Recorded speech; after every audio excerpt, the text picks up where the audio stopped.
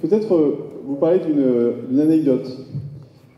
Après avoir œuvré au Conseil de l'inclusion dans l'emploi bénévolement avec tous les réseaux de l'inclusion pour essayer de mettre sur pied en fait ce cap vers l'entreprise inclusive pour développer les entreprises adaptées, le pacte d'insertion par activité économique dont on a l'honneur d'accueillir Brigitte Klinkert pour fêter les 1 an pile aujourd'hui, et elle pourra revenir dessus. Je t'ai nommé haut commissaire à l'inclusion dans l'emploi et à l'engagement des entreprises le 17 mars. Le 17 mars, c'était le Conseil des ministres. J'étais nommé au Conseil des ministres, le même Conseil des ministres que celui du confinement. C'est vrai que j'ai commencé d'ailleurs ma mission à la maison, comme tout le monde, confiné, d'autant plus que ma femme était malade. Et je me suis dit, comment mener à bien une mission qui est finalement de créer les conditions les plus favorables possibles pour que vous, les entreprises, vous, les acteurs de l'inclusion, vous puissiez mener toujours plus, toujours mieux votre mission à un moment donné où le pays traverse une des pires crises, une des plus inattendues crises de son histoire. Un pays mis à l'arrêt. On ne mesurait pas, bien sûr, à ce moment-là, les conséquences que ça allait avoir, la durée que ça pouvait avoir. On était 24 heures sur 24, enfin 20 heures sur 24, 7 jours sur 7 sur le pont, au ministère du Travail, pour mettre en place l'activité partielle, réinventer quasiment le droit du travail, pour essayer de créer les conditions pour que, ensemble, tous ensemble, nous puissions passer évidemment cet épisode totalement inattendu de la vie française. Et je me suis dit, la crise, ce qu'il y a de terrible dans la crise, c'est que c'est toujours les plus fragiles qui payent le prix le plus dur des crises. Ces personnes les plus vulnérables, qui souvent sont les moins responsables, qui évidemment voient la perspective de retrouver un travail s'éloigner, voient éventuellement le travail un peu précaire ne pas se renouveler, et où les personnes qui ont déjà du mal à trouver un emploi de manière générale, parce qu'on a encore un combat à mener pour l'égalité des chances réelles dans ce pays, vont perdre encore plus l'espoir que les actions que vous portez peuvent faire naître dans le cœur des femmes et des hommes que vous croisez. Et c'est pour ça que le 20 mars, je me suis dit, en fait, il commençait à y avoir ce problème de masques. J'avais ma belle-sœur qui travaillait à l'hôpital en espace Covid et qui me disait, mais on manque d'équipements de protection. Et donc, avec quelques-uns d'entre vous, je me suis dit, mais si on était capable de montrer à la nation qu'en fait, on peut compter, au contraire même, il faut compter sur les personnes en situation de handicap, sur les personnes qu'on dit avec moins de compétences, sur les personnes en parcours d'insertion, etc. Et si on les mobilisait tous pour essayer d'apporter une solution, ou en tout cas une réponse aux problèmes des Français. Et c'est comme ça qu'on a lancé Résilience, des masques résilience.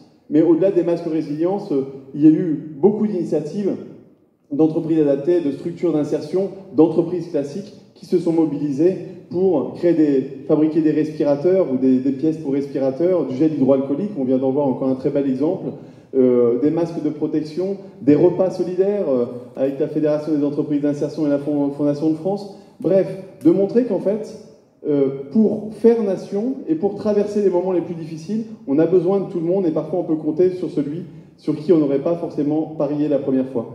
C'était ce message-là qu'il fallait qu'on envoie à travers cette démarche. On a quand même réussi à fabriquer 20 millions de masques textiles. Moi, je dois vous avouer que le 20 mars, je ne savais pas ce que c'était que le textile. Et puis, cette expérience-là, elle a enseigné 2 choses, peut-être 3. La première, c'est que souvent on cite ce proverbe africain, seul on va plus vite, ensemble on va plus loin. Mais j'ai vu là tous les acteurs de l'insertion. Et peu importe si c'était une entreprise d'insertion, un chantier d'insertion, une association intermédiaire, un ESAT, une entreprise adaptée. D'ailleurs, pour certains dans la salle, probablement des vocables que vous ne maîtrisez pas forcément. Mais on avait une entreprise, des entreprises, du textile. on a mobilisé des Toyota, Valeo, des grandes entreprises, peu importe la taille, ou j'ai envie de dire la couleur de l'entreprise, on s'est tous mis ensemble et on a pu apporter une réponse massive en très peu de temps au pays. Et des initiatives comme ça, les entreprises ont montré qu'elles étaient capables de le faire quand on était unis, quand on se mettait ensemble et qu'on mettait en série finalement la force de notre volonté et puis aussi l'ensemble des savoir-faire. L'idéogramme chinois qui dit crise dit en même temps catastrophe et en même temps opportunité. Il ne faut pas se voiler la face. Ce qui s'est passé pour le pays a été et est d'une certaine manière une catastrophe que vous avez probablement dû subir de plein fouet et dont vous ressentez encore pour un certain nombre les effets. Mais la crise, c'est aussi une opportunité.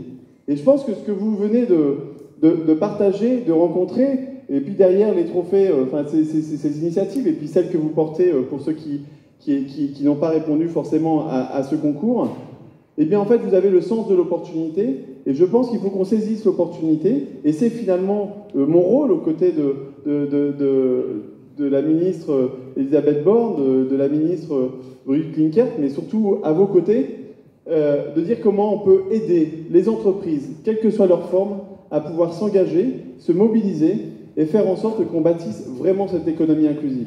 Donc vous pouvez compter sur nous pour apporter, à travers ces rencontres, à travers ces outils, à travers ces initiatives très concrètes, la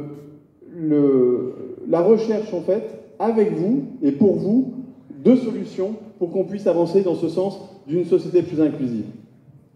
Et pour bâtir cette société plus inclusive, j'étais très heureux quand le président de la République, enfin le protocole évidemment fait que c'est le secrétaire général du gouvernement, a annoncé pour la première fois, je pense, j'allais dire de la Ve République, mais même de notre République, que la ministre du Travail se voyait apposer aussi le terme d'emploi, ça on avait déjà vu, mais aussi le terme d'insertion, et que pour la première fois, on consacrait une ministre déléguée à la cause de l'insertion professionnelle. Et ça, c'est quelque chose de très positif, de très prometteur, parce que ce qui est certain aussi, et qui est toujours peut-être un petit peu plus caché ou moins mis en avant dans ce type de grands rassemblements, c'est que l'insertion est aussi un combat. Dans le handicap, dans l'insertion par activité économique, il y a la coopération avec les services de l'État, mais il y a aussi ce combat au quotidien de trouver le chemin, parfois dans les méandres de l'administration, parfois dans la capacité à convaincre telle ou telle entreprise de changer de regard, comme vous avez pu le dire, et donc d'avoir la force du ministre délégué à l'insertion, d'avoir la force de notre ministre Elisabeth Borne pour nous accompagner là-dessus, c'est quelque chose de prometteur, et donc je pense qu'on peut accueillir avec les applaudissements et puis aussi plein d'espoir Madame Brigitte Klinkert.